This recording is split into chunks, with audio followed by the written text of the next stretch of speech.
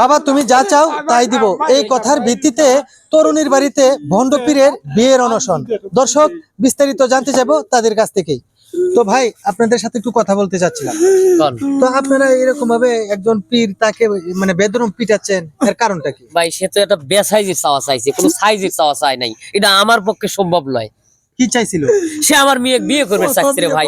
দেন তো সে হলো সাধু বাবা, আমার চেয়েও 10 বছরের বড়, চুলগুলি দেন কত বড়, ঠিক মতো গোসল করে না, গাও দিগন্ধ। সে যদি আমার মেয়ে বিয়ে করবে চাবে, এটাকে মানি লওয়া সম্ভব? কন্ত আমার মেয়ে লেখাপড়া করে, একটা ইয়ং সওয়াল দিয়ে, ভালো সওয়াল দিয়ে বিয়ে দেবো। বিয়ে চাবে তারপর আমার মেয়ে গড়াগড়ি শুবে।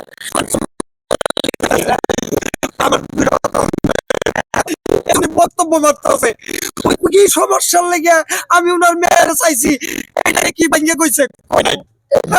আমি তো এই যে আমার হবু শাশুড়ি আম্মা, এই হবু শাশুড়ি আম্মা আমার কাছে গেছে। আমি তান্ত্রিক, আমার কাছে মনে করেন যে যার যে নিয়তে যায় সেই নিয়তি পূরণ হয়, তাদের যা খুশি তাই দেয়। তো উনি আমার বলল যে আপনি কি চান?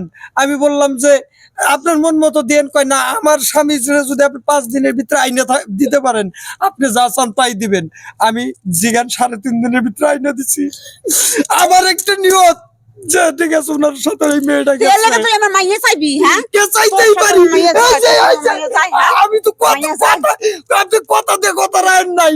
আপনার চাইলে আমি এতক্ষণ এবং যদি একটা ফু দিতাম, আপনার মেয়ের প্রতি ভালোবাসা না থাকতো, এই বাড়ি করে ইচ্ছা করলে জ্বালাই দিতে পারতাম। কারণ আমি যে তান্ত্রিক, আমি 7.5 বছর কাম রক্ষা গেছিলাম। এই বডিটা এমনি এরকম হয় নাই। আমি 80 কেজি ওজন ছিলাম, বুঝেন নাই? তো দর্শক আমরা যতটুকু বুঝতে পারলাম যে এমন ভাবে পছন্দ করছে যে তার